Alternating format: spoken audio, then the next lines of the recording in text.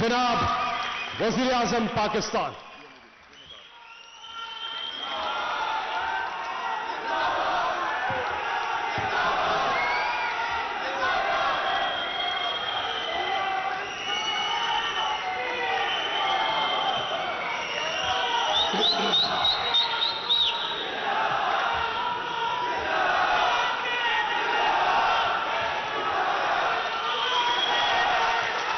शुक्रिया।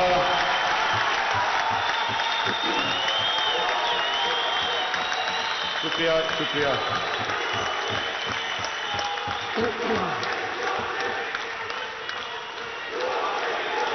बिस्मिल्लाहिर्रहमानिर्रहीम। बस इय्याका नअबुदु। सबसे पहले मैं सबका शुक्रिया अदा करना चाहता हूं जिन्होंने आज ये हमारा जो 3 साल जो हम आज 3 साल की अपनी परफॉर्मेंस लोगों के सामने रख रहे हैं। मैं फौज चौधरी आपका, सैफुल्लाह नियाजी आपका और फारूक हबीब सबका, यूथ विंग सबका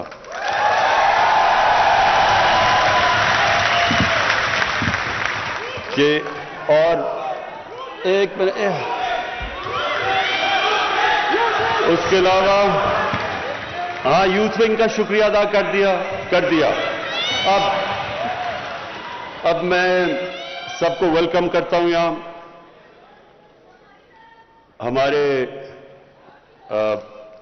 हमारे मिनिस्टर्स, सूबाई और फेडरल मिनिस्टर्स और अभी जो इलेक्ट हुए हैं आज़ाद कश्मीर के प्रेसिडेंट, वो गिलगित बल्तिस्तान के चीफ मिनिस्टर, गवर्नर्स, सबको मैं आज यहां वेलकम करता हूं। अच्छा जी, अब मेरी यहां टीम बैठी हुई है। मैं अभी फैसल जावेद को देख रहा था कि ये इतना वो धरना मिस करता है कि वो जब माइक मिल जाए वो छोड़ता ही नहीं। अब माइक उसको याद आ जाता है वो। और इमरान इस्माइल और फिर अताउल्लाह खेल, ईसा खेल भी, हमने सारी कैंपेन की, जो कैंपेन हमारी थी वो सारी मुझे याद है ईसा अताउल्लाह के तराने के ऊपर। और फिर अबरार आपका भी जो टैलेंट है माशाल्लाह मैं दाद देना चाहता हूं, बड़ा वर्सेटाइल है आपका टैलेंट। और अब मुझे समझ नहीं आ रही कि मैं अपने गवर्नर इमरान इस्माइल को किस तरह उसको दाद दूं, क्योंकि उसमें अब पता नहीं पोटेंशियल ये तरानों का ज्यादा है या इसकी गवर्नरशिप में ज्यादा है, लेकिन उसका काज़मान सबको देना चाहिए। अच्छा जी, मैं ये 3 साल जो हमारी परफॉर्मेंस है वो आपके सामने रखने से पहले मैं एक चीज, क्योंकि मैं जो यूथ है ये हमारा फ्यूचर है, हमारी ज्यादातर आबादी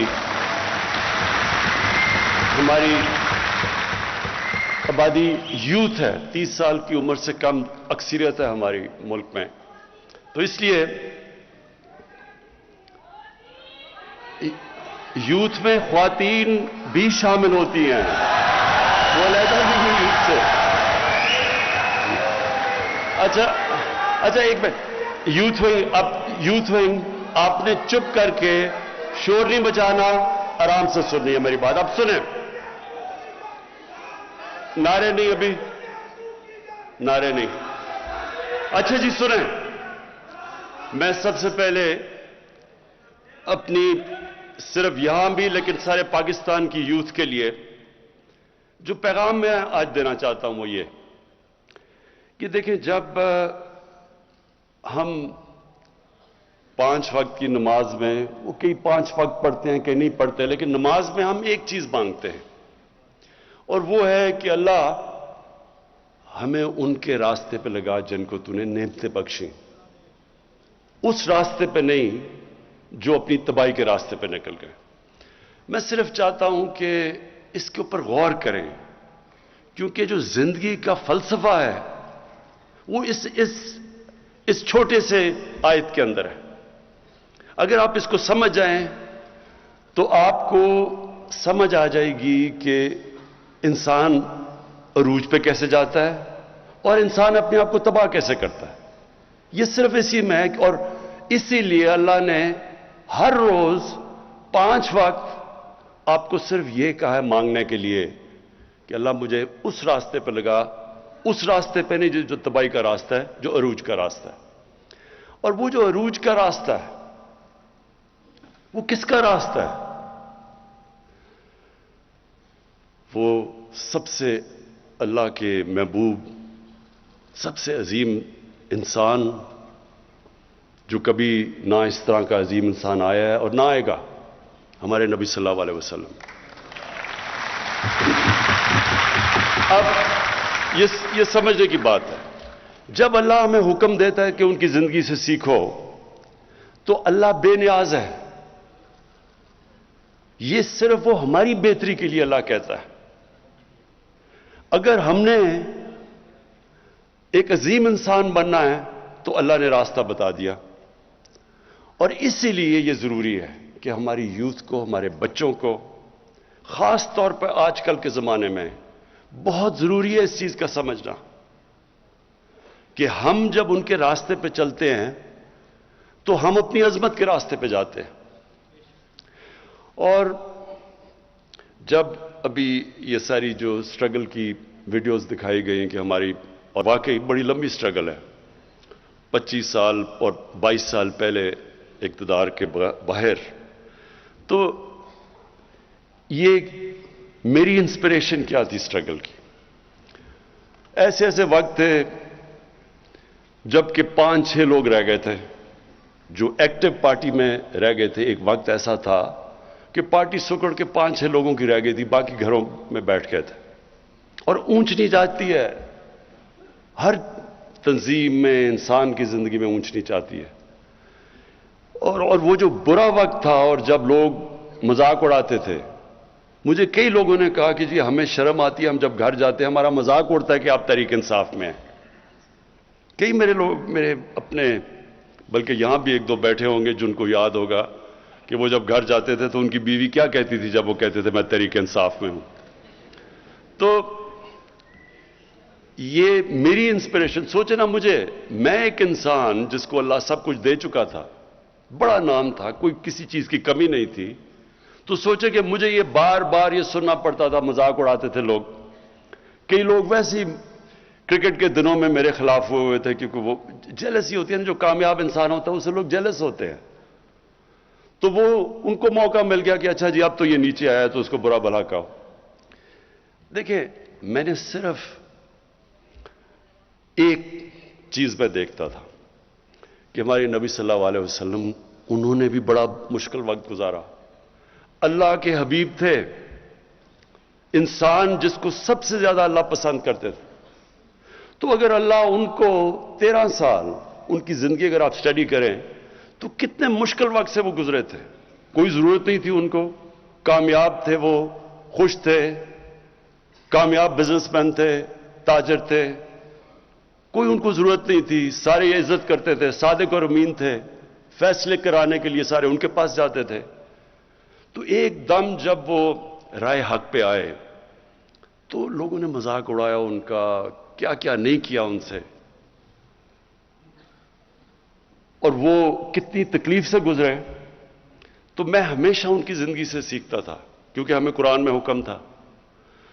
اور یہ آپ سب کے لیے, اور میں خاص طور پہ اپنے یوتھ کے لیے کہنا چاہتا ہوں.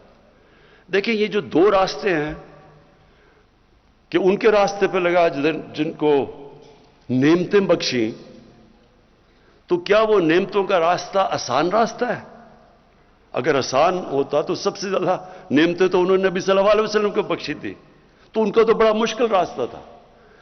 کہنے کا مقصد یہ ہے کہ جو ایک قرآن کی ایک آیت ہے کہ جس کو تم اپنے لیے اچھا سمجھتے ہو وہ برا ہے, وہ کئی دفعہ تمہارے لیے برا ہے, اور جس کو تم برا سمجھتے ہو وہ اچھا ہے. مطلب یہ کہ کبھی بھی برے وقت سے ڈرنا نہیں چاہیے. جب میں پہلی دفعہ جب پرائم منسٹر بنا تو میں نے پہلی بات کی کہ یہ مشکل وقت ہے, لیکن گھبرانا نہیں ہے, کیونکہ مشکل وقت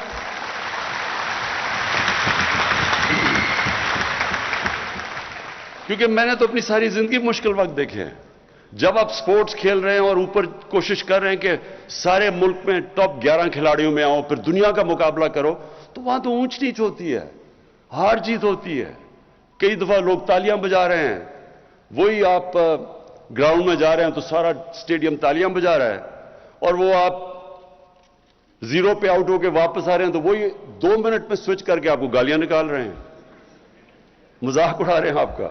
تو یہ اونچ نیچ زندگی کا حصہ، اور جو سپورٹس ہیں یہ سب سے زیادہ آپ کو تیار کرتی ہیں سٹرگل کرنے کے لیے، کیونکہ مسلسل سٹرگل ہے، یا آپ ہار رہے ہیں یا جیت رہے ہیں. تو اس لیے جب پاکستان کے نوجوانوں یہ کبھی یہ نہ سمجھنا کہ زندگی آسانی سے ہو جائے گی. اگر آسان زندگی ہے تو اس کا مطلب کہ آپ زندگی میں آپ کی کوئی حیثیت نہیں ہے. جو بھی انسان رائے حق پہ کھڑا ہوتا ہے اس کو مشکلوں کا سامنا کرنا پڑتا ہے. جو بھی اللہ نے پیغمبر دنیا میں بھیجے وہ ساروں نے مشکلوں کا سامنا کیا، اور وہی آپ مانگتے ہیں وہ راستہ. لوگ چاہتے ہیں آسانیاں، لیکن راستہ مانگ رہے ہیں نعمتوں کا جس کو اللہ نے نعمتیں بخشی ہیں. تو پہلے میں صرف آپ کو یہ تیاری کرنا چاہتا ہوں کہ دیکھیں، یہ کبھی نہ سمجھیں کہ جب مشکل وقت آتا تو رونا دھونا شروع کر دیں اور مشکل وقت آیا کیوں. وہ تو اللہ کا ایک نظام ہے، اونچ نیچ. اور جب مشکل وقت آتا ہے، اگر آپ مشکل وقت کو صحیح طرح سمجھ لیں اور اینالائز کر لیں تو وہی آپ کا عروج کا راستہ بن جاتا ہے. جب ایک کھلاڑی، میں جب کرکٹ کھیلتا تھا میرے سے زیادہ ٹیلنٹڈ کھلاڑی تھے، لیکن میں ان سے آگے کیوں نکل گیا؟ کیونکہ جب میرا مشکل وقت آتا تھا، میں فیل ہوتا تھا، تو میں اس کا پورا تجزیہ کرتا تھا. رات کو سوتا نہیں تھا جب تک میں نے یہ نہ سمجھ لیا ہو اپنی ذہن میں کہ کیا میں نے غلطیاں کی. غلطیاں جب میں ٹھیک کرتا تھا تو میں پہلے سے بہتر ہو جاتا تھا. اور یہی ہے ایک ہی طریقہ اوپر جانے کا. کوئی بھی دنیا میں کسی نے آج تک بڑا کام نہیں کیا جو فیل نہیں ہوا. یہ کوئی ناممکن ہے کہ کوئی اٹھ کے ایک دم سیدھا ایک پرچی پکڑ کے اور لیڈر بن جائے. ایسے نہیں ہو سکتا. آپ کو جب تک ایک مشکل سٹرگل سے آپ نہیں گزرتے کسی چیز میں آپ بڑا کام نہیں کر سکتے. کوئی بھی لیڈر آج تک شارٹ کٹ لے کے نہیں بنا.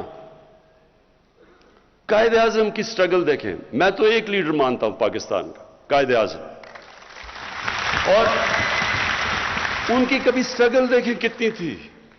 جس طرح انہوں نے سٹرگل کیا ہے، اور آخر میں جو بیماری کے اندر انہوں نے سٹرگل کیا ہے، اس لیے آج، اور اپنی ذات کے لیے نہیں کیا، ایک بڑے مقصد کے لیے کیا. تو آج تک اور جب تک پاکستان رہے گا لوگ قائد اعظم کو دعائیں دیں گے. تو اس لیے کوئی بھی آج دنیا میں لیڈر اٹھا دیں وہ ایک سٹرگل کر کے اوپر آتا ہے.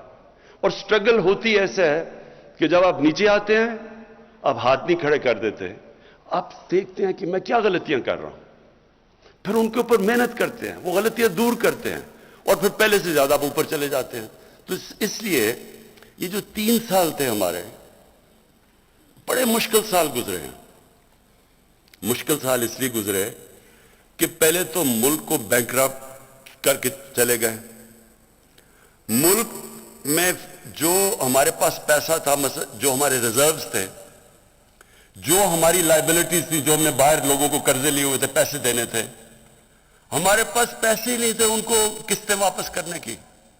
ہم نے ڈیفالٹ کرنا نہیں تھا، ہم ڈیفالٹ کر رہے تھے پیمنٹس کے اوپر، کیونکہ ہمارے پاس فارن ایکسچینج ہی نہیں تھا. ہماری جتنا ہم نے باہر پیسے دینے تھے ہمارے پاس اتنے ریزروز ہی نہیں تھے. تو تب ہم نے حکومت سنبھالی تھی. پاکستان کی تاریخ کا جو سب سے بڑا جس کو خسارہ کہتے ہیں، ڈیفیسٹ کرنٹ اکاؤنٹ کا، کہ ہمارے ملک میں کبھی اتنا بڑا، تقریباً $20 ارب کا ڈیفیسٹ تھا. اتنا بڑا، یعنی کبھی اتنا بڑا ڈیفیسٹ نہیں آیا. اس کی وجہ سے ہمیں اگر یہ نہ مدد کرتے ہماری سعودی عربیہ، UAE اور چائنا، اس وقت ہماری یہ نہ مدد کرتے، تو یہ جو مہنگائی اور جو مشکل وقت گزری ہماری قوم، وہ کچھ بھی نہیں ہے جو ہم نے گرنا تھا کہ جس طرح روپے نے نیچے جانا تھا.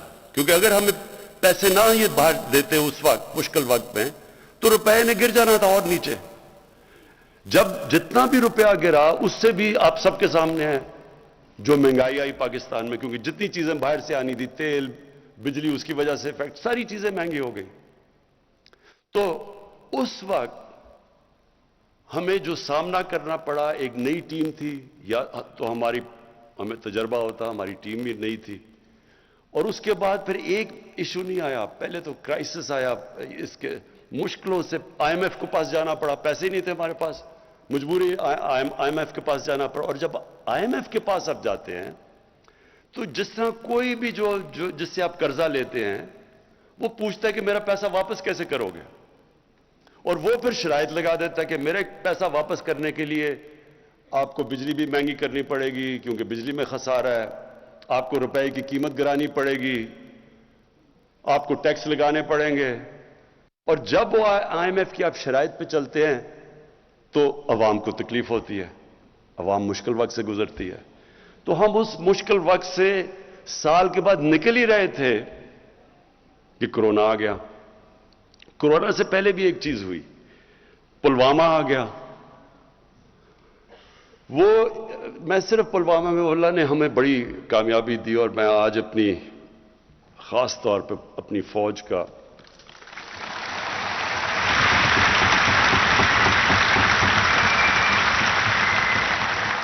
خاص طور پہ ان کا اس لیے شکریہ ان کا ادا کرتا ہوں, اللہ کا شکر کرتا ہوں کہ ہمارے پاس ایسی فوج اور ایئر فورس ہے. کیونکہ جب وہ فیصلہ کرنا تھا, اور بڑا جب انہوں نے ہماری پاکستان میں آ کے رات کو وہ بمباری کی ان کے جہاز نے, تو اس وقت مجھے احساس ہوا کہ اگر ہمارے پاس اس طرح کی فوج نہ ہو جو ہمیں کانفیڈنس ہو کہ یہ ہمیں سیکیورٹی دے گی, تو کتنا ایک طاقتور, ایک بڑا ملک, 7 گنا زیادہ بڑا ملک, اس کے سامنے کیا کرے گی, ہماری عوام کیا کرے گی. تو ادھر احساس ہوتا ہے اپنی فوج کا. اور پھر مجھے یہ ان 3 سالوں میں جو سب سے زیادہ تکلیف ہوئی کہ جس طرح یہ جو مافیا ہے, انہوں نے ہماری فوج کے خلاف جو تقریریں کی, جو سٹیٹمنٹس دی. دیکھیں, میں نے بھی فوج کی تنقید کی ہوئی ہے ماضی کے اندر, میں نے بھی کی ہے.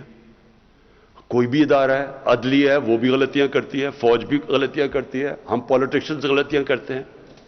لیکن یہ تو نہیں مقصد کہ آپ اپنی فوج کو برا بھلا کہنا شروع ہو جائیں اور فوج کے پیچھے پڑ جائیں. اور فوج کے پیچھے اس لیے پڑے ہیں کہ آپ چاہ رہے ہیں کہ کسی طرح فوج گورنمنٹ کو گرا دے, یا اپنے آپ کو ڈیموکریٹس کہتے ہیں اور ان کے پیچھے پڑے ہوئے ہیں کہ ایک ڈیموکریٹک گورنمنٹ کو گرا دیں.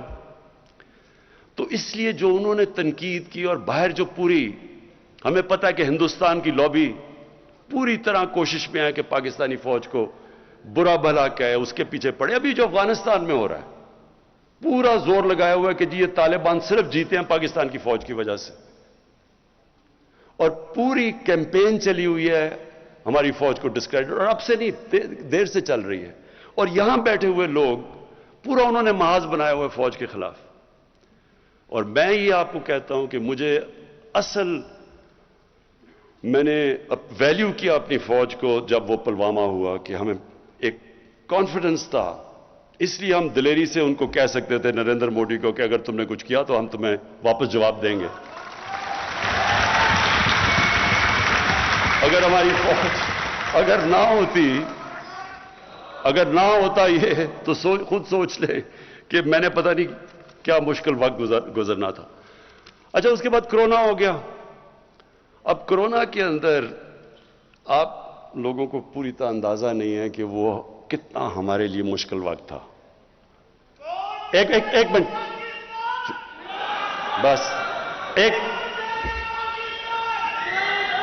اب آپ نے مجھے انٹرپٹ نہیں کرنا, اوکے؟ ساتھ والوں نے پکڑ کے اس کو باہر نکال دینا اگر کیا. اچھا سنیں ذرا,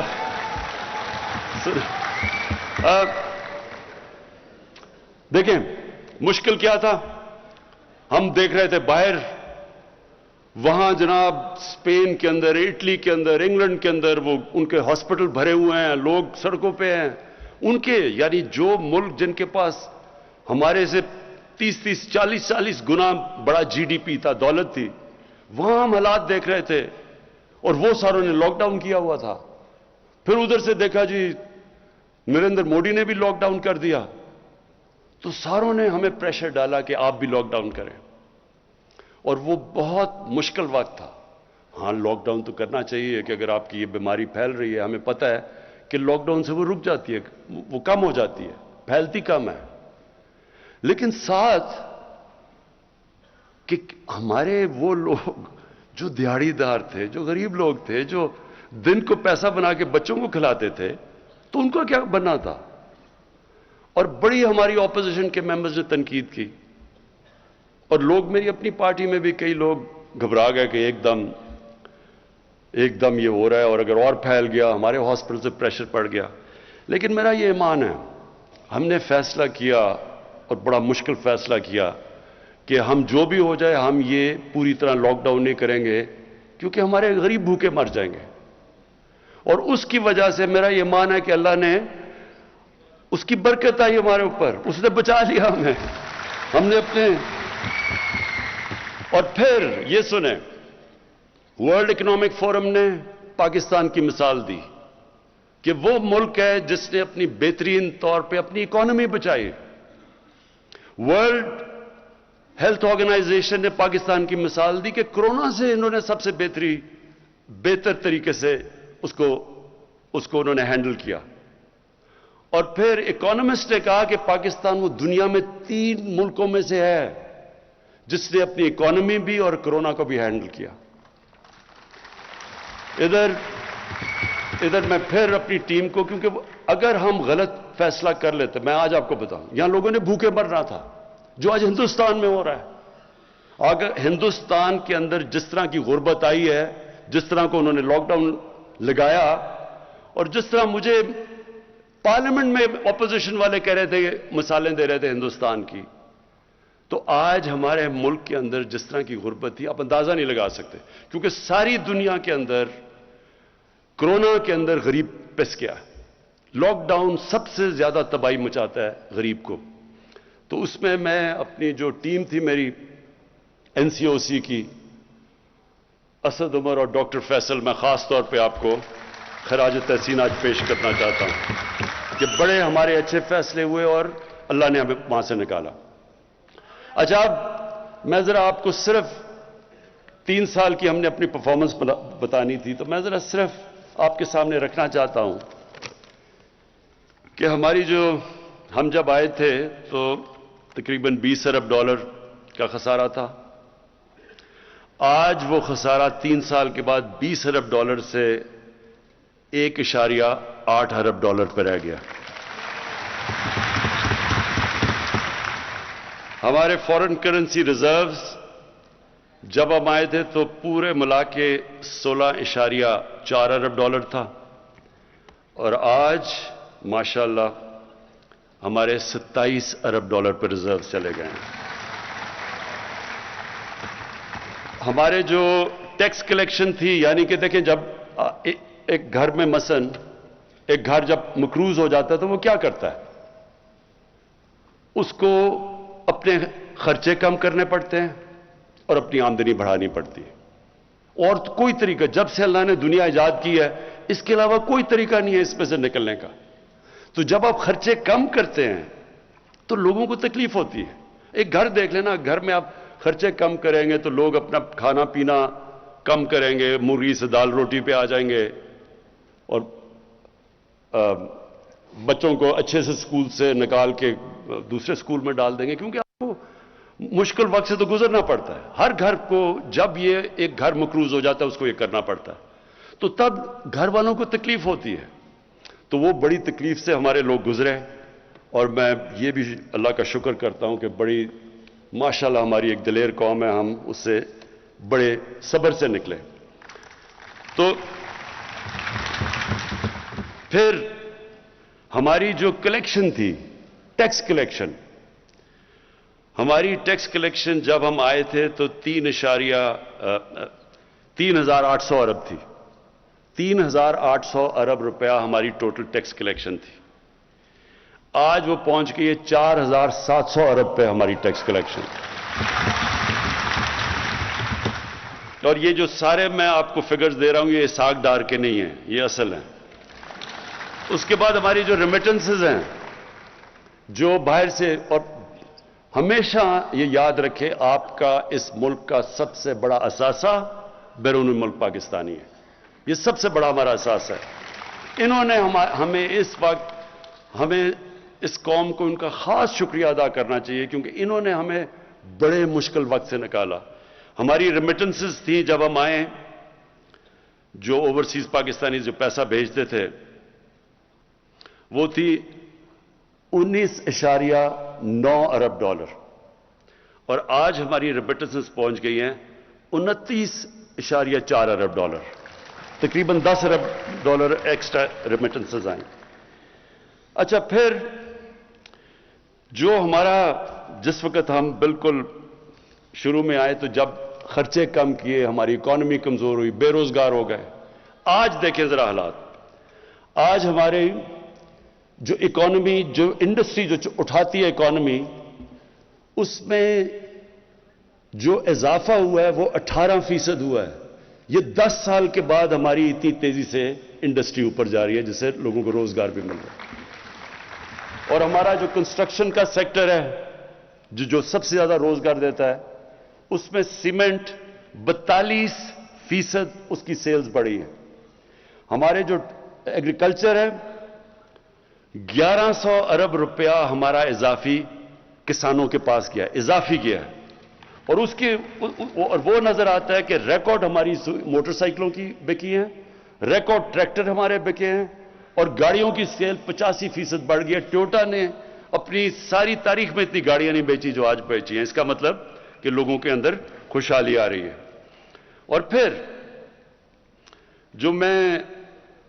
جو ہمارے آنے سے، اب جو میں دوسری چیز کہنا چاہتا ہوں کہ ہم نے، ہمارا آنے میں تین چیزیں، ہمارا جو سلوگن ہے کہ انصاف، انسانیت اور خودداری.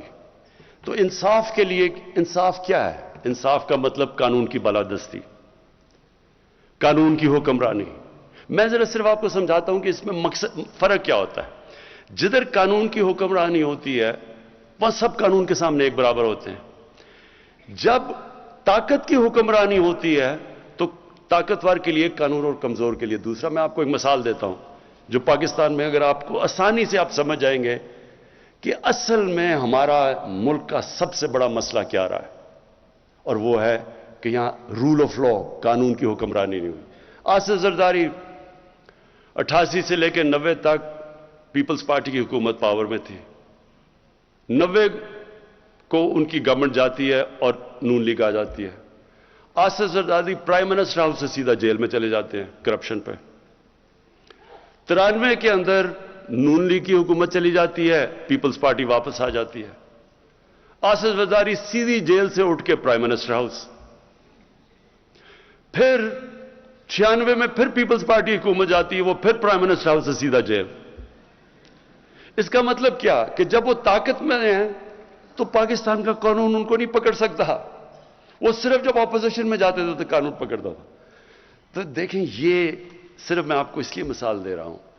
کوئی بھی ملک، یہ ذہن میں ڈال لیں، کوئی ملک ترقی نہیں کر سکتا جدھر رول آف لا نہیں ہوتا. اور اسی لیے مدینہ کی ریاست میں جب ان کے پاس خوشحالی نہیں تھی، تب شروع میں بڑا مشکل وقت تھا.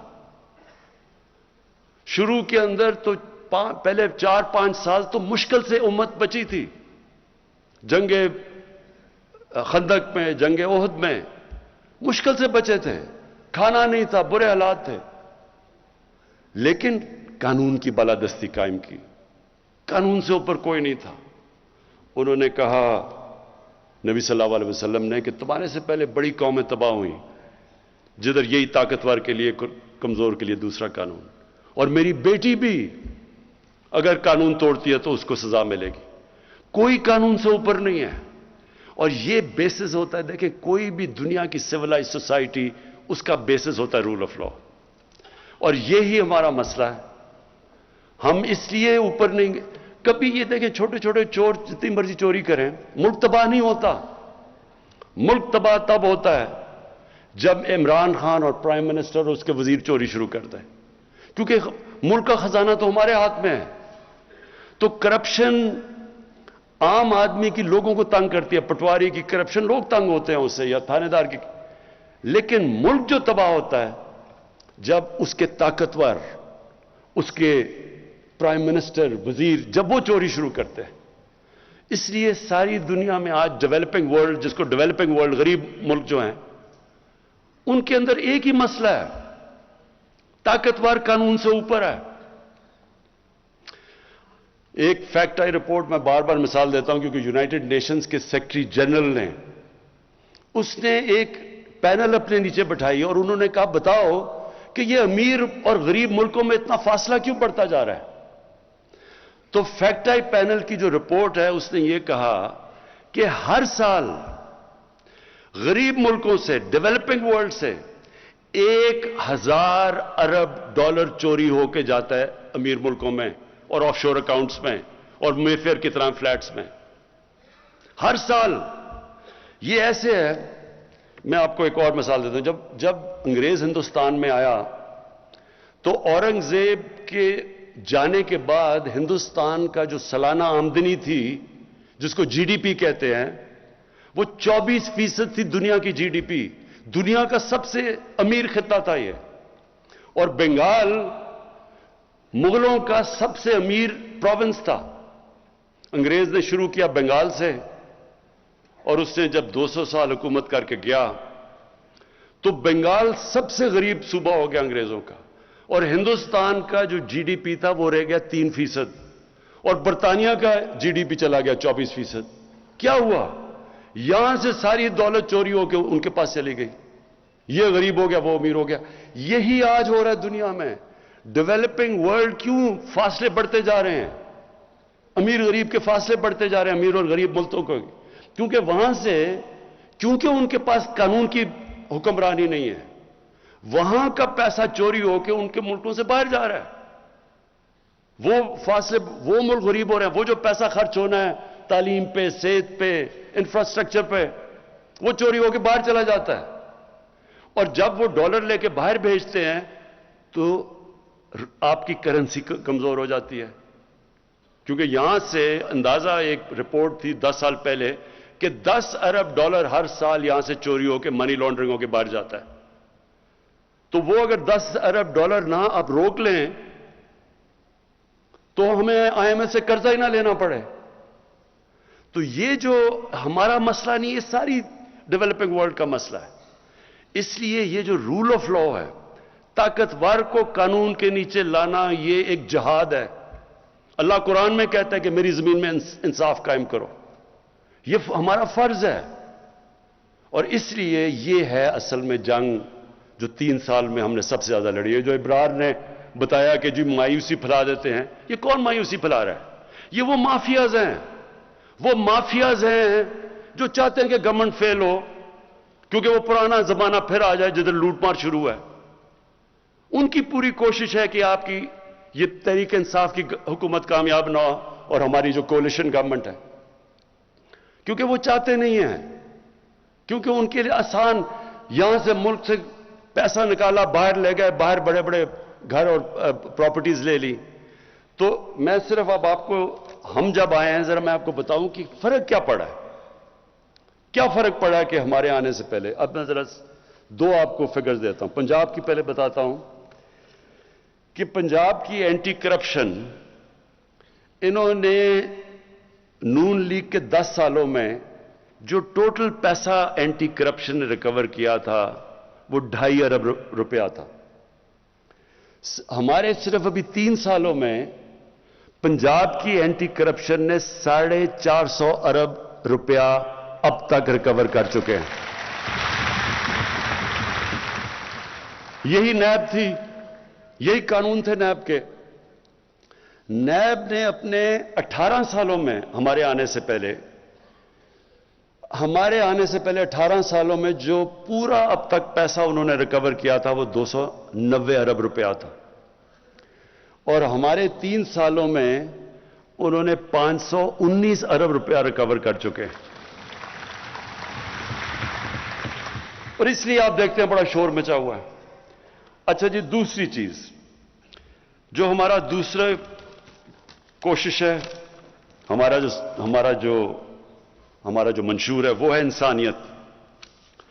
انسانیت کا مطلب یہ کہ بجائے ایک سٹیٹ جو صرف قانون بنتے ہیں، جس کو ایلیٹ کیپچر کہتے ہیں، سارے قانون، ساری بزنس، سارے فائدے ایک چھوٹے سے طبقے کو، امیر امیر ہوتا جاتا ہے، غریب غریب ہوتا جاتا ہے۔ یہ ہماری پہلی گورنمنٹ ہے جس نے فیصلہ کیا کہ ہم نیچے سے لوگوں کو اوپر اٹھائیں گے۔ اور یہ ہم کدھر؟ یہ مدینہ کی ریاست کا اصول تھا۔ پہلی دفعہ فلائی ریاست دنیا کی تاریخ میں مدینہ میں بنائی گئی تھی، تو ہم اسی پہ چل رہے ہیں، اور ہم نے وہ پروگرامز کیے ہیں جو پاکستان کی تاریخ میں کسی نے نہیں کیے۔ 2 پروگرامز خاص طور پہ، ایک ہے ہمارا احساس کا پروگرام۔ ہمارا جو احساس کا پروگرام ہے، اس سے پہلے 110 ارب روپیہ صرف دیا جاتا تھا نچلے لوگوں کی مدد کرنے کے لیے، غریب لوگوں کی، اس سے ہم نے 260 ارب پہ لے گئے ہیں۔ 110 سے 260 ارب پہ ہمارا چلا گیا۔ ہم نے جو احساس پہ، جب کرونا ہوا تو جو پیسہ خرچ کیا ہم نے احساس پہ، ورلڈ بینک نے ریٹ کیا، جو ساری دنیا میں پیسے خرچ کر رہے تھے نا کرونا کے دوران، تو ورلڈ بینک نے جو ہماری ریٹنگ دی ہمارے احساس کے پروگرام کو، وہ ساری دنیا میں نمبر 3 پہ پاکستان تھا کہ سب سے بہترین، شفاف اور ایفیشنٹ طریقے سے ہم نے پیسے بانٹے۔ اور احساس پروگرام کے اندر اور بھی خاص طور پہ جو ہماری کوشش ہے کہ اپنی عورتوں کو ہم اٹھائیں۔ ہماری عورتیں خاص طور پہ جو غریب علاقوں میں ہیں، جو دیہاتوں میں ہیں، ان کو ہماری پوری کوشش اٹھانے کی، اور ان کو بہترین طریقہ اٹھانے کا کیا ہے؟ تعلیم دینا۔ احساس پروگرام کے اندر ہم نے جو سکولوں کے اندر اسکالرشپس رکھی ہیں بچیوں کے لیے، وہ بچوں سے زیادہ ہیں، لڑکوں سے زیادہ ہیں۔ اور جو ہم نے انڈر گریجویٹ اسکالرشپس دیے ہیں، وہ عورتوں کو بھی 50% ہے اور لڑکوں کو بھی، اسٹوڈنٹس کو بھی، میل کو بھی 50% ہے۔ کوشش کیا ہے؟ دیکھیں، میں یہ ٹی وی پروگرام دیکھتا ہوں، یہ آج کل یہ جو افغانستان کے اوپر پروگرامز ہو رہے ہیں، یورپ، ساری دنیا مغرب میں، کہ جی وہ افغانستان کی عورتوں کی بڑی بری، ان کو سب کو فکر پڑی افغانستان کی عورتوں کی، وہ جی پتہ نہیں طالبان کیا کر دیں گے عورتوں کو۔ کبھی دنیا کی تاریخ میں کبھی کسی نے باہر سے آ کے کسی ملک کی عورتوں کو حقوق دلوائے ہیں آج تک؟ کبھی کوئی دلوا سکا ہے؟ مجھے ایک دنیا میں ایک تاریخ کا طالب علم ہوں، مجھے کوئی دنیا میں یہ بتا دیں کہ جی باہر سے کسی نے ملک میں آ کے تو کسی اور ملک کی عورتوں کو حقوق دلوا دیے۔ عورتیں خود حقوق دلواتی ہیں۔ ہماری عورتوں میں طاقت ہے اپنے حقوق لینے کے لیے۔ ہم نے صرف ان کو تعلیم دینی ہے، ہم نے امپاور کرنا تعلیم دے کے۔ عورتیں خود اپنے حقوق، جو انگلینڈ میں یا حقوق یا جو ویسٹ میں دلوائے تھے، وہ کیا کسی نے فتح کر کے دلوائے تھے ان کو حقوق؟ ان کی اپنی موومنٹ تھی، عورتوں کی موومنٹ تھی، سفراجیٹس تھی، انہوں نے بڑی محنت کر کے اپنے حقوق لیے ہیں۔ تو ہماری عورتوں کے پاس، ہم نے صرف ان کو تعلیم دینی ہے، اور اس کے اوپر ہماری گورنمنٹ کا سب سے زیادہ زور ہے۔ اس کے علاوہ بھی ہم نے ان کی کئی چیزیں جو غریب علاقوں میں عورتیں ان کے لیے مشکل ہے، مثلا ہم نے ایک سکسیشن سرٹیفکیٹس نکالے ہیں۔ اب بجائے عورتیں، بڑا مشکل ہوتا تھا ان کو جا کے سکسیشن سرٹیفکیٹس کو جا کے ویریفائی کرنا، تو اب وہ صرف نادرا آفس میں جائیں اور وہ آرام سے ان کے لیے ہو جاتے ہیں۔ اور اس کا سب سے بڑا فائدہ یہ ہے کہ جو انہیریٹنس لاز ہیں، عورتوں کی جو جائیداد ملنی چاہیے، وہ بھی پہلی دفعہ ہم اب انشور کر رہے ہیں، کیونکہ عورتوں کو جائیداد میں حصہ نہیں ملتا، وہ بھی انشاءاللہ ہم پوری طرح اس میں زور لگا رہے ہیں۔ اچھا جی، اب جو سب سے بڑا ہمارا اس کے ساتھ ساتھ احساس کے ساتھ پروگرام چلنے والا ہے، وہ کامیاب پاکستان ہے۔ اس کی ہم پوری ڈیٹیلز کام کر رہے ہیں، بہت بڑا پروگرام ہے۔ اس میں جو ہماری 40 لاکھ نچلے غریب خاندان ہیں ان کے لیے ہم 4 چیزیں کرنے لگے ہیں. سب سے پہلے ان کو قرضے، سود کے بغیر ان کو قرضے دیں گے. ہر غریب خاندان میں، یہ 40 لاکھ غریب خاندان ہیں سب سے نیچے، ہر غریب خاندان کو ان میں سے ایک فرد کو سود کے بغیر قرضہ. اس کے بعد ایک فرد کو ٹیکنیکل ایجوکیشن تاکہ وہ ہنر سیکھ سکے. ہیلتھ کارڈ، ہیلتھ انشورنس، یعنی کہ ایک غریب گھر میں، وہ تو ہم پنجاب میں پختونخوا میں تو وہ کر چکے ہیں، پنجاب میں انشاءاللہ سال کے اینڈ تک سب کو ہیلتھ کارڈ مل جائے گا، ہیلتھ انشورنس.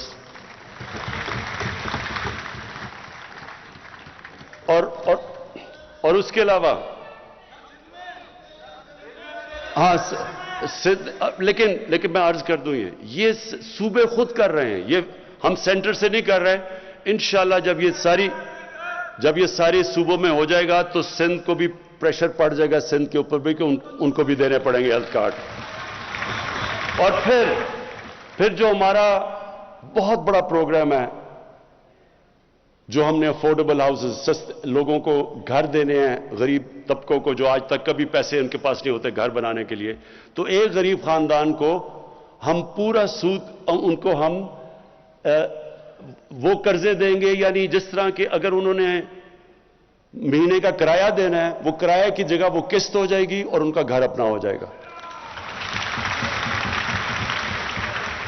کسانوں کے لیے کسان کارڈ، یہ پہلی دفعہ ابھی پنجاب میں شروع ہے. یہ ہماری ساری انشاءاللہ جدھر بھی آزاد کشمیر میں بھی، گلگت بلتستان اور پختونخوا میں بھی، اس کا مقصد یہ ہوگا کسان کارڈ کا کہ بجائے کسان کے اوپر واؤچرز ہوتے تھے اور بڑے مشکل ہوتے تھے، ان کو پیسہ بھی نہیں نیچے پہنچتا تھا، اب ان کو کارڈ ملے گا. اس کارڈ کے اوپر جو بھی سبسڈی ہے، کھاد کے اوپر ہے، ٹیوب ویل کے اوپر ہے، کیڑے مارنے والی دوائیوں پہ ہے، اور اگر کوئی فصل ان کی خراب ہو جائے تو ڈائریکٹ کارڈ کے اوپر اب ہم سبسڈی دیں گے. یہ انشاءاللہ سال کے اینڈ تک پورا کسان کارڈ ساری جگہ چلا جائے گا. اور کسانوں کے لیے اس کے علاوہ 10 ڈیمز بن رہی ہیں پاکستان میں. انشاءاللہ اگلے 10 سال تک ہماری 10 ڈیمز پوری ہو جائیں گی. 2025 میں مومن ڈیم سب سے پہلے بن جائے گی، اس کے بعد پھر داسو. اور اس کا یہ ہوگا پہلی دفعہ پاکستان میں 50 سال میں کوشش کی ہے کہ پاکستان کے ریزروائرز بڑھے تاکہ کسانوں کو پانی زیادہ ملے، کیونکہ آگے پانی کا بڑا مسئلہ آ رہا ہے. اور پھر تعلیم میں سب سے پہلے تو ایک کریکولم، ایک نصاب. یہ بڑا مشکل کام تھا. میں اپنی ٹیم کو، دونوں جو ہمارے پروونشل اور فیڈرل ایجوکیشن منسٹرز ہیں، ان کو خاص طور پہ میں داد دیتا ہوں. بڑا مشکل کام ہے ایک نصاب، کیونکہ انگریزوں کا بنایا ہوا سسٹم تھا. ایلیٹ کے لیے انگلش میڈیم، لوگوں کے لیے اردو میڈیم، 7 دینی مدرسے، 3 سسٹمز تھے. یہ بڑی مشکلوں سے ہم ایک نصاب لے کے آئے ہیں. اور اس کا مقصد کیا ہے؟ اس کا مقصد یہ ہے کہ عام لوگوں کو، جن کو موقع ہی نہیں ملتا اوپر آنے کو کیونکہ ان کو انگریزی نہیں آتی، تو ان کو انگریزی بھی سکھائی جائے، اور دوسری طرف جو انگلش میڈیم ہے وہ بالکل ایک علیحدہ ہی قوم نہ بن جائے، وہ ان کے اندر بھی پاکستانیت ڈالیں. اور ساتھ ساتھ جو سب سے بڑی چیز انشاءاللہ اگلے 5 مہینے میں ہو جائے گا، 8، 9 اور 10 میں کلاسز میں ہم ایک سیرت نبی کا پورا ایک کورس شروع کر رہے ہیں.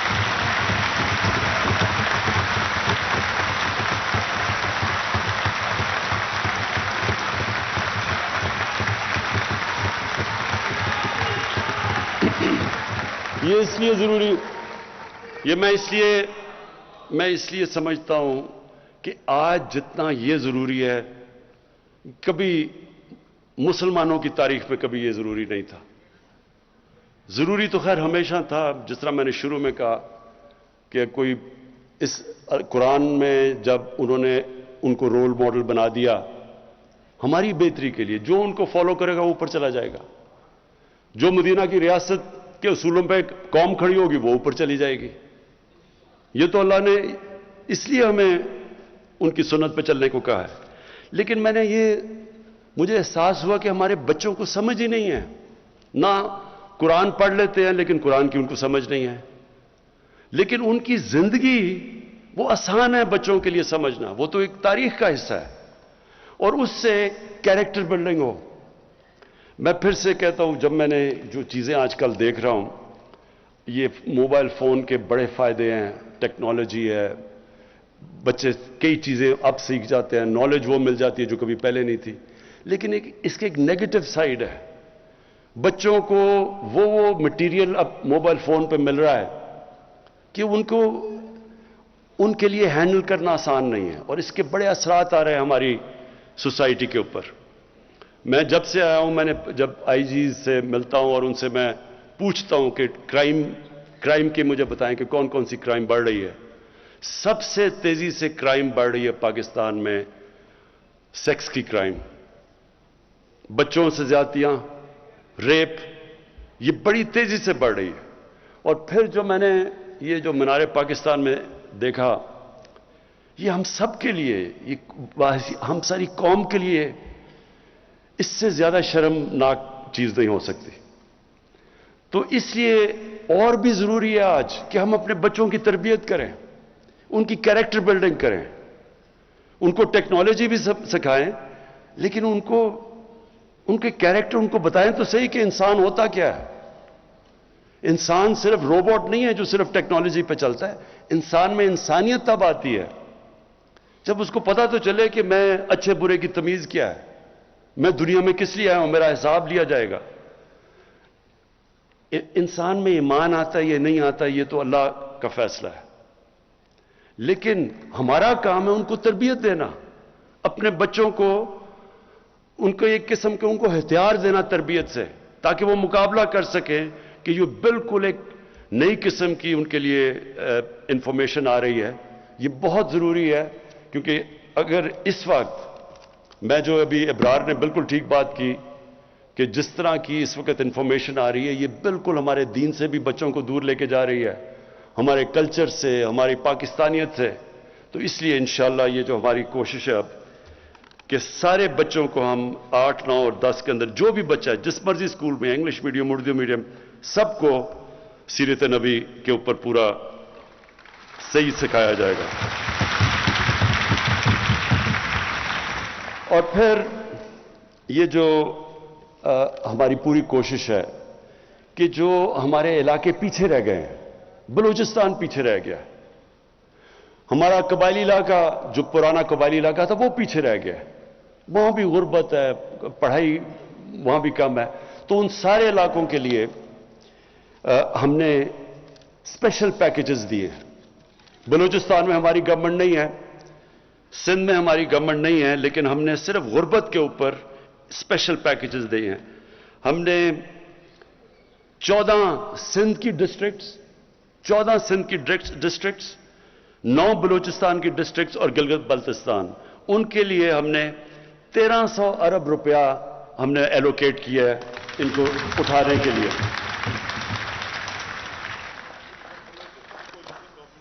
ہاں اچھا، بلوچستان میں ہماری کولیشن گورنمنٹ ہے.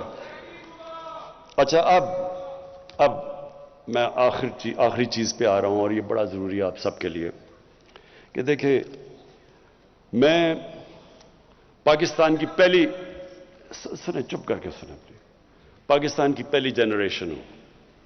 میرے ماں باپ ایک غلام ہندوستان میں پیدا ہوئے تھے. میں ایک پہلی جنریشن ہوں جو ہم ایک آزاد ملک میں پیدا ہوئے تھے. اور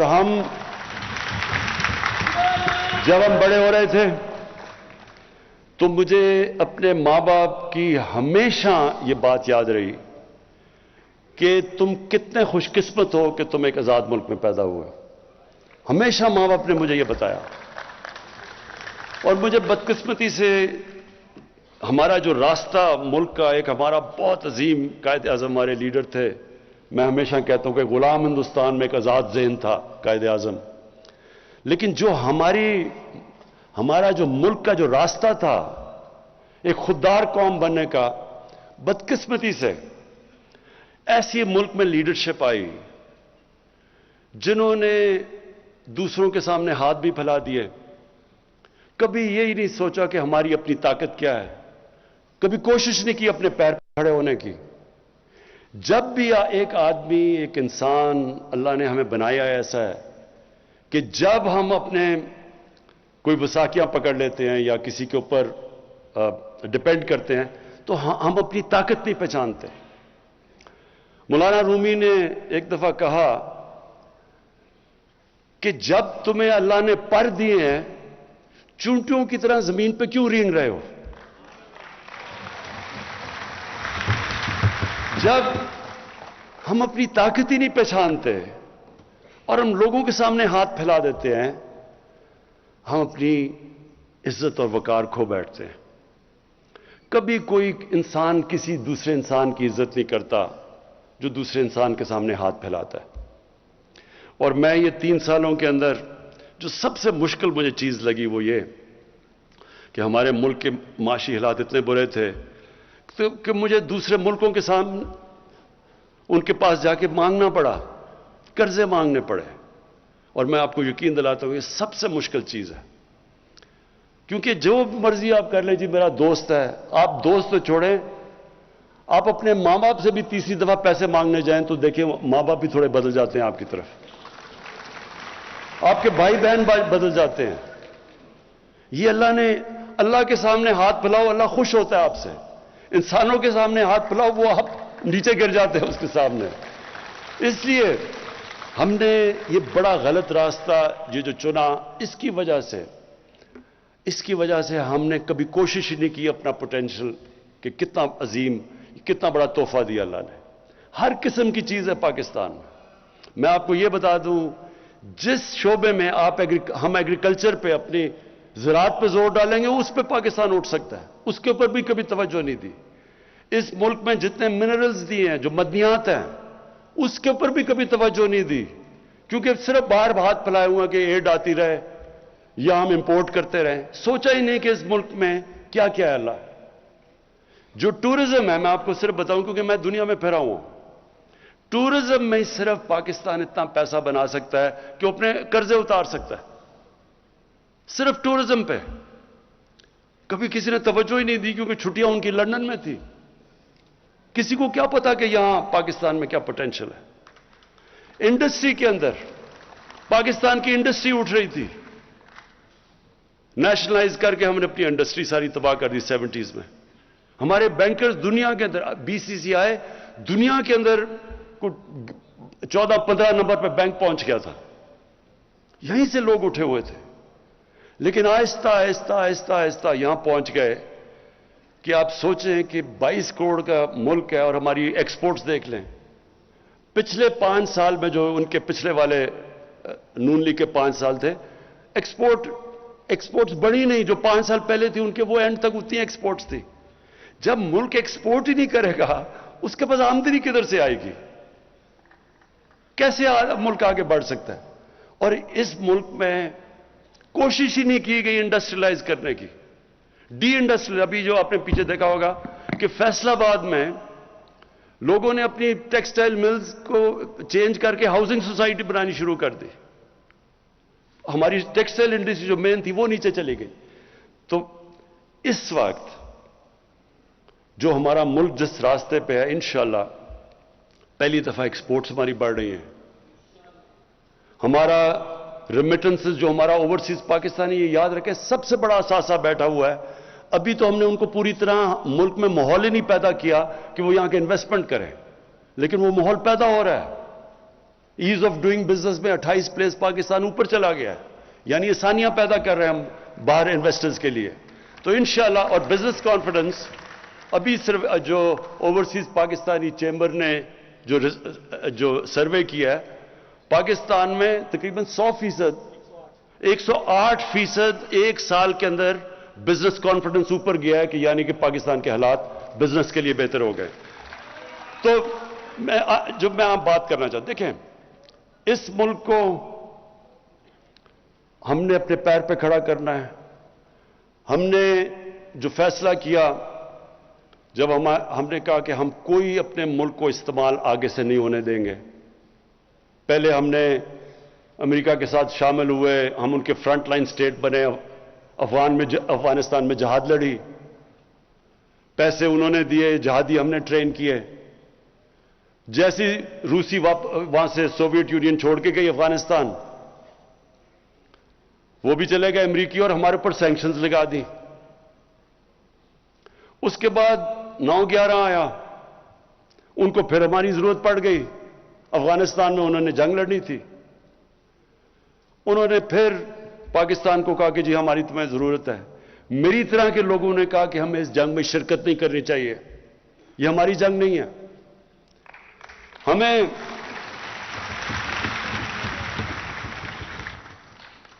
तो जॉर्ज बुश ने, ये नवंबर 2001 में, उसने कहा जब उसे जरूरत थी हमारी, कि इस बारी हम पाकिस्तान को नहीं भूलेंगे, हम अबैंडन नहीं करेंगे इस बारी पाकिस्तान को। लो जी, अमेरिका की जंग में शामिल हो गए। कहा जी हमारी जंग है, पैसे उनसे ले रहे हैं, जंग हमारी है, हम उनकी मदद कर रहे हैं और वही बमबारी कर रहे हैं हमारे पे। 480 ड्रोन अटैक्स किए पाकिस्तान के ऊपर। कभी दुनिया की तारीख में यह नहीं हुआ कि एक मुल्क को अपने ही एलाए बमबारी कर रहा है, यह कभी दुनिया में नहीं हुआ। वो लोग जो बेचारे मरते थे ड्रोन अटैक्स में, वो सारे बदला लेते थे पाकिस्तान से, हमारी फौज से। हमारे इधर फौजी भी शहीद हो रहे हैं, हमारे बम धमाके हो रहे हैं। 70 से 80 हजार लोगों की हम कुर्बानी देगी किसी और की जंग लड़के, और उसके बाद वही हमें कहना शुरू हो गया कि नहीं जी आपकी वजह से हम अफगानिस्तान में कामयाब नहीं हुए। तो इससे हमें क्या सबक मिलता है? कभी हमने अपने आप को किसी से इस्तेमाल होने नहीं देना,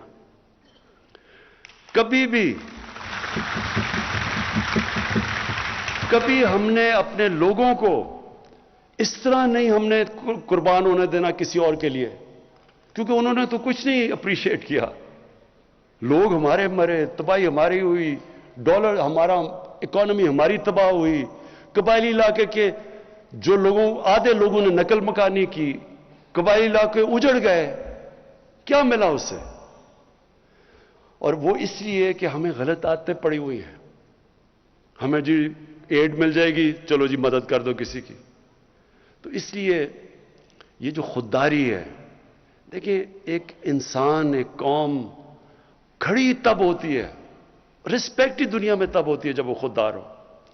तो हमारी फॉरेन पॉलिसी अब ऐसी है कि हमने कोई किसी के साथ, हमने अमन में शिरकत करेंगे, किसी की जंग में हमने शिरकत नहीं करनी।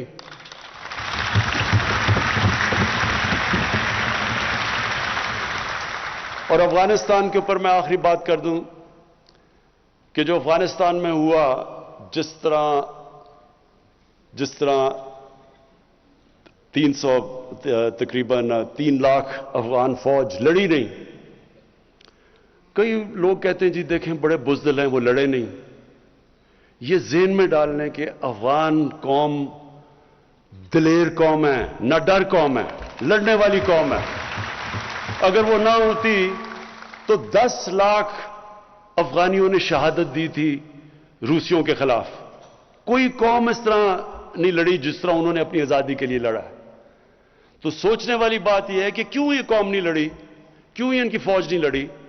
थोड़े तालिबान तो 70,000 थे, 3 लाख ये की फौज थी, एयरफोर्स उनके साथ, जदीद हथियार उनके पास, टैंक्स उनके पास, क्यों नहीं लड़ी? और इसी के अंदर पता है कि क्यों तालिबान जीते।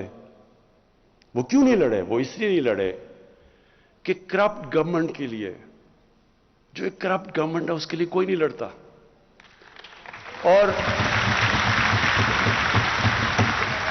और दूसरी चीज, अफगानियों की एक साइकी है, वो हमेशा जो बाहर से आता है, जो उनके ऊपर फतह करने की कोशिश करता है, वो कौम उनके अगेंस्ट खड़ी हो जाती है। वो अपनी आजादी के लिए लड़ते हैं।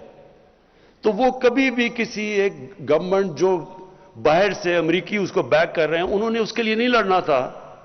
जिस तरह सोवियत यूनियन, उन्होंने जब पूरी कोशिश की अफगानिस्तान पे कब्जा करने के लिए, वो फेल हो गए, इसलिए कि वो लोग आजादी चाहते हैं। और अब जो हालात हैं अफगानिस्तान में, हमारी पूरी कोशिश होनी चाहिए, और मैं दुनिया की कम्युनिटी को कहता हूं, पूरी कोशिश होनी चाहिए कि अफगानिस्तान की इस वक्त उनकी गवर्नमेंट की मदद करें। जो तालिबान हैं उन्होंने क्या चीजें कही? उन्होंने कहा कि हम सबको शामिल करेंगे। ये बड़ी जबरदस्त चीज है। यही तो चाह रहे थे दोहा के अंदर जो टॉक्स थी, उसमें क्या चाह रहे थे तालिबान से कि इंक्लूसिव गवर्नमेंट हो, वो मान गए हैं। ह्यूमन राइट्स है, वो कहते हैं हाँ ह्यूमन राइट्स। एमनेस्टी उन्होंने सबको माफ कर दिया है और उन्होंने कहा कि हम अपनी जमीन इस्तेमाल नहीं होने देंगे दहशतगर्दी के लिए। यही दुनिया चाहती थी। तो जब उन्होंने ये कह दिया है तो ये क्या मतलब कि नहीं जी वो आगे पता नहीं अपनी जुबान पे खड़े होंगे या नहीं होंगे? भाई जब नहीं होंगे तब देखिए, अभी क्यों शुरू हो गए हैं? अभी तो आप करें उनकी मदद ताकि वो अफगानिस्तान में अमन हो। सबसे ज्यादा दुनिया को क्या करना चाहिए? पूरी कोशिश करनी चाहिए कि अफगानिस्तान में अमन हो। 40 साल से वहां इंतशार है, उनके लोगों ने कितनी मुश्किलों का सामना किया है। अब वक्त आ गया कि दुनिया मदद करे अमन लाने के लिए वहां, और वो कोशिश करे। अगर तालिबान कोशिश कर रहे हैं सबको शामिल करके वो अमन की बात कर रहे हैं तो उनकी मदद करें। मैं अपनी टीम को उसका शुक्रिया अदा करता हूं। अपने सारे एलाइज जिन्होंने हमारे साथ 3 साल गुजारे हैं, क्यू लीग का, हमारी बैप पार्टी का, अपनी एमक्यूएम का, मैं आपका सबका शुक्रिया अदा करता हूं। जीडीए का सबका, अपने सारे एलाइज का शुक्रिया अदा करता हूं जिस तरह आपने हमारे साथ करा है। शुक्रिया।